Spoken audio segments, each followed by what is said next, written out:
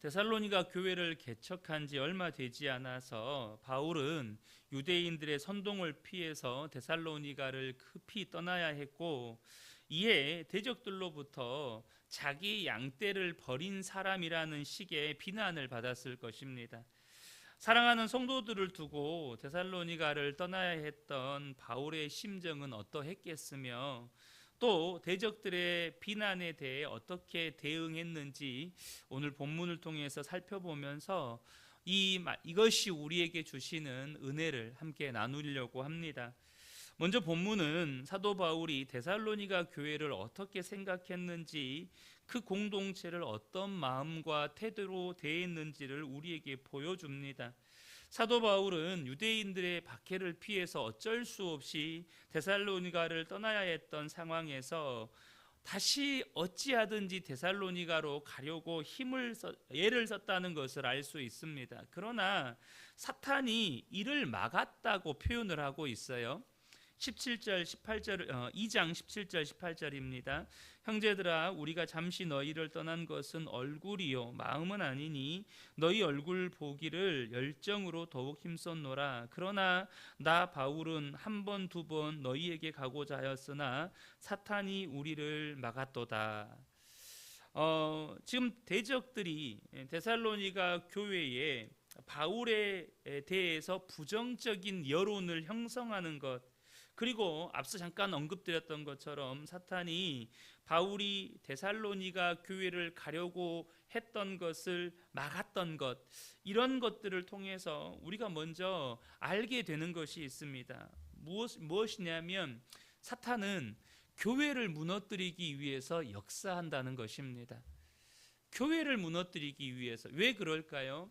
여러분, 교회는 이 땅에 사탄의 나라를 무너뜨리고 하나님의 나라를 세워가는 하나님의 도구입니다. 그러니까 교회를 통해서 하나님은 이 땅을 다스리시고 통치하신다는 거예요. 그런데 여기서 또한 우리가 주목해 봐야 될 것은 뭐냐 하면, 그렇게 교회를 무너뜨리기 위해서 지금 사단이 사용하는 방법을 보셔야 돼요. 그게 뭐냐 하면 사도 바울에 대해서 부정적인 여론을 형성하고, 또 사도 바울이 데살로니가 교회를 향해 가려고 했다는 것을 막았다는 것입니다. 다시 말하면 교회의 리더, 특별히 교회의 말씀을 전하는 자와 성도 사이를 이간질시키고 분열시키려고 한다는 것입니다. 그러니까 이것이 교회를 무너뜨리는 사단의 방법의 전부다라는 것은 아닙니다. 그러나 사단이 교회를 무너뜨리려고 할 때 사용하는 대표적인 방법 중에 하나가 뭐냐면, 교회의 말씀을 전하는 자와 성도들의 사이를 분열시키고 이간질시킨다는 것입니다. 왜 그렇습니까? 이렇게 말씀을 전하는 자와 성도 사이를 분열시키면 성도 혹은 성도 개인 혹은 그 공동체 가운데 은혜의 말씀이 전해지는 것을 방해할 수 있기 때문입니다. 아무리 대단한 설교가가 말씀을 전해도 말씀을 전하는 자와 성도 사이의 신뢰가 깨어지면, 관계가 깨어지면 여러분, 말씀을 결코 말씀대로 들을 수가 없습니다. 말씀이 왜곡되어서 들려지게 되고, 오히려 전해진 그 말씀이 그 성도에게는 혹은 그 공동체에게는 시험거리가 될 수 있어요. 관계가 깨어지면, 신뢰가 깨어지면 그렇게 된다는 것입니다. 사랑하는 성도 여러분, 먼저 저와 여러분이 이 말씀을 통해서 아셔야 되는 것이, 사단이 교회를 무너뜨리려고 할 때 어떠한 방법으로, 어떠한 전략으로 교회를 무너뜨리려고 하는지를 저와 여러분이 아셔야 합니다. 여러분, 그래서 우리 성도님들이 말씀을 전하는 저로 인해서 뭔가 시험에 들었다, 그때 즉시 깨달으셔야 될 게 하나가 있어요. 물론 제 연약함으로 인해서 시험을 들었다면 그것은 또한 하나님께서 저를 다루시고, 때로는 다윗을 책망하듯이 저를 책망하실 것이고, 하나님께서 따끔하게 징계하실 것입니다. 그런데 우리 성도님들이 또한 아셔야 될 것은 뭐냐면, 사단이 지금 우리 교회를 무너뜨리기 위해서 말씀을 전하는 목사님과 나 사이를 지금 이간질하고 분열시키려고 하고 있구나라는 사실을 저와 여러분이 즉시 캐치하셔야 됩니다. 그리고 그 문제를 가지고 하나님 앞에 나아가서 반드시 해결함을 받으셔야 한다는 거예요. 어쩔 수 없이 이 데살로니가를 떠나야 했던 사도 바울, 그런 사도 바울이 지금 데살로니가 교회 성도들을 향해서 뭐라고 고백하고 있습니까? 19절 20절입니다. 우리의 소망이나 기쁨이나 자랑의 면류관이 무엇이냐? 그가 강림하실 때 우리 주 예수 앞에 너희가 아니냐? 너희는 우리의 영광이요 기쁨이니라 라고 이렇게 지금 고백하고 있습니다. 여러분, 이것 또한 우리 근혜교회를 위한 기도 제목의 그 근거가 되는 말씀이라는 사실을 저와 여러분이 꼭 아셨으면 좋겠습니다. 지금 사도 바울이 데살로니가 교회 성도들이 자신의 소망이고 영광이고 기쁨이고 또 주님 다시 오실 때 자랑의 면류관이 될 것이라고 고백하고 있습니다. 여러분, 이것은 오늘날 저와 여러분이 속하여서 신앙생활을 하며 섬기는 이 신앙 공동체를 어떠한 마음과 태도로 바라보아야 하는지를 우리에게 가르쳐 줍니다. 여러분, 그리스도인은 자신이 속한 교회, 자신이 속한 신앙 공동체를 통해서 열매를 맺고 기쁨을 누리고 주님이 다시 오실 때 얻을 면류관이라는 확신을 저와 여러분이 가지셔야 합니다. 오늘날 한국 교회를 바라볼 때 과거 우리 믿음의 선배들이 가졌던 교회를 향한 마음과는 확연히 그 정도에 있어서 너무나도 많이 달라져 있다는 것을 발견하게 됩니다. 물론 그 이유 중에 하나는 여러분, 과거에는요 한 지역에서 평생 머물러 사는 경우가 참 많았습니다. 그러다 보면 한 교회를 평생 섬기는 경우가 대부분이었죠.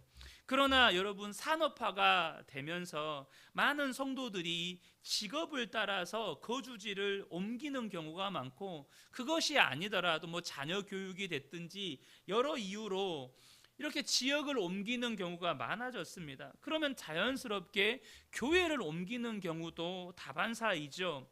그 외에도 여러 이유로 가난한 성도들, 다시 말하면 교회를 안 나가면서 이 교회 저 교회 기웃기웃 거리고 이 목사님 설교 저 목사님 설교 들으면서 신앙생활을 하는 그런 성도들도 증가하는 추세에 있습니다. 그러니까 오늘날 내 교회 혹은 우리 교회라는 의미가 약화된 것 또한 사실입니다. 여러분, 그러나 여러분, 교회가 어떠한 존재인지 저와 여러분이 아셔야 합니다. 교회는요 그리스도의 신부입니다. 여러분, 주님이 신부를 대하는 태도로 교회를 대한다는 사실을 아셔야 합니다. 여러분, 주님이 교회를 세우시기 위해서 십자가에서 죽으셨고 또 우리에게 성령을 부어주셨습니다. 그러니 여러분, 주님이 교회를 어떻게 생각하시는지, 또한 무엇보다 저와 여러분을 인도하시는 지금 신앙생활을 하고 있는 그 은혜교회로 우리 주님이 인도하셨다는 사실 또한 아셔야 합니다.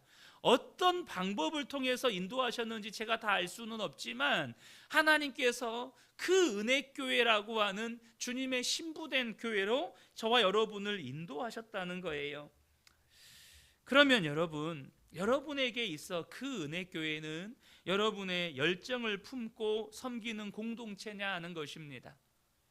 여러분의 열정을 품고 여러분의 삶을 들여서 섬기는 공동체냐 하는 거예요.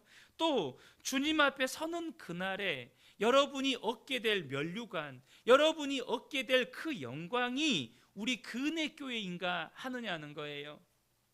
제가 교회를 개척할 때 교회를 위한 이 기도 제목들, 함께 교회를 위해서 기도해야 된다는 마음이 당연히 있지 않겠습니까? 하나님, 그러면 우리 근혜교회를 향해서 어떤 기도 제목들을 가지고 기도해야 할까요? 주님께 물으면서 말씀을 묵상할 때에 그때 하나님께서 제 마음 가운데 교회를 향해서 가져야 되는 성도의 마음, 목회자의 마음뿐만 아니라 이 교회를 향해서 가져야 될 이 마음이 오늘 우리가 읽었던 이 데살로니가전서 2장 19절 20절의 말씀이었습니다.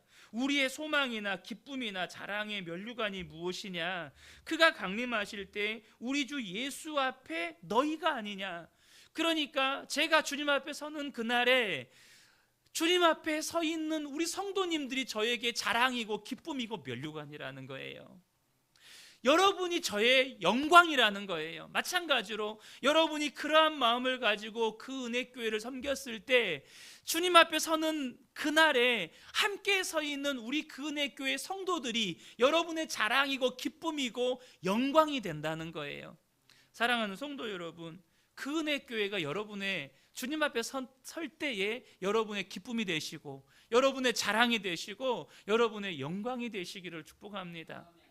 그런데 여러분, 우리가 흔히 올림픽의 비유를 하면 그 금, 은, 동메달을 딴 선수들이 머리에 이렇게 월계관을 쓰잖아요. 여러분, 그 월계관, 그 메달 따기 위해서 그들이 얼마나 땀을 흘립니까? 얼마나 수고를 합니까? 특별히 그 어떤 선수들, 어떤 종목들 있잖아요. 특별히 막 육체적인 힘을 쥐어 짜내는 종목들 있잖아요. 그런 선수들은 수명이 짧거든요. 예를 들면 역도 선수라든지 레슬링 선수라든지 온몸에 힘을 쥐어 짜는 선수들은요, 다른 스포츠 선수들에 비해서 수명도 짧대요. 그러니까 자신들의 목숨을 담보로 그 자리에 서기 위해서 수고하고 애를 쓰는 거예요.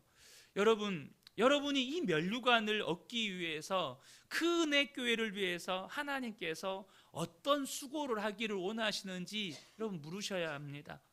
정말로 이것이 저와 여러분의 자랑이 되고 기쁨이 되고 면류관이 되려면 정말로 저와 여러분이 이것이 나의 삶을 내어드리고 나의 섬김의 대상이 되는 공동체가 되어야 한다는 것이죠.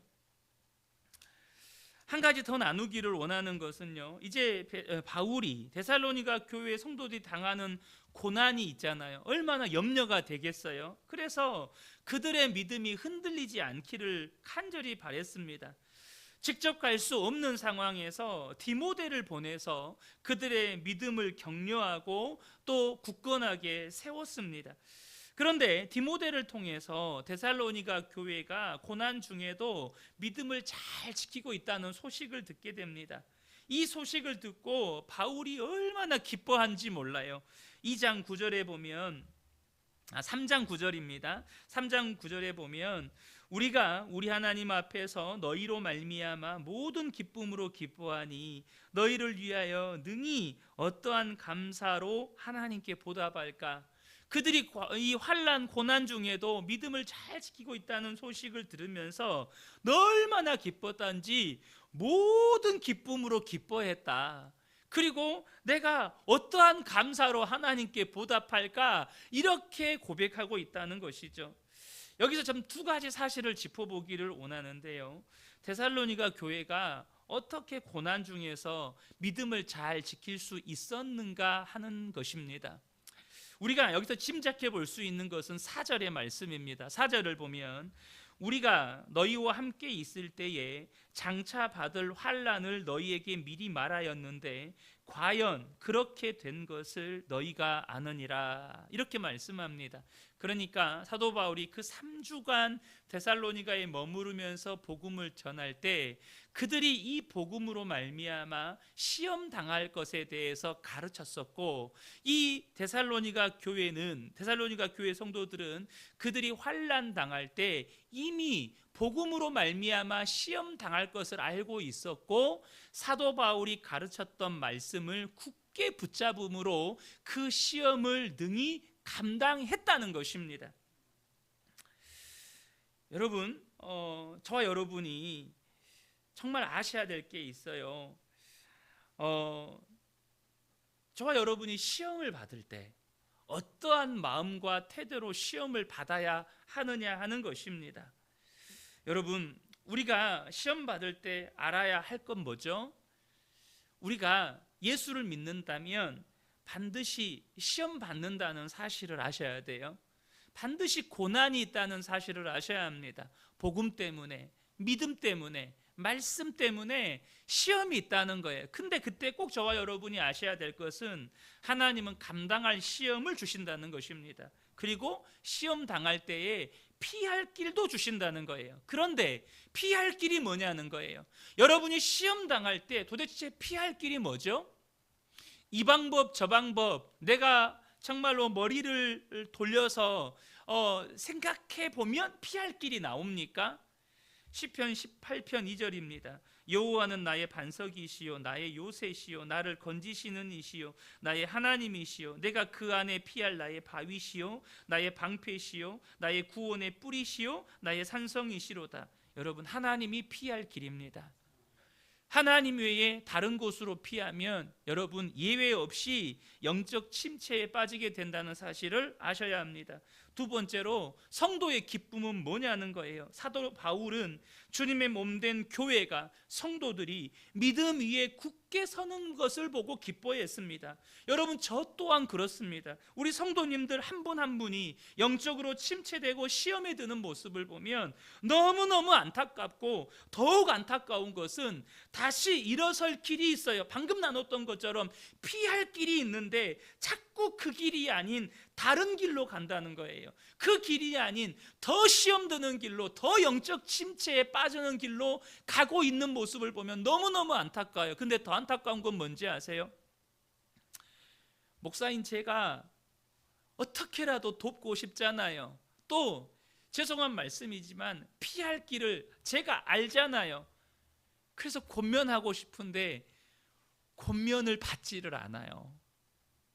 권면을 받지를 않아요. 그분도 어떨 때는 알고 있어요. 이 길이 피할 길이라는 걸 알아요. 근데 고집을 부리고 그 자리에 머물러 있어요.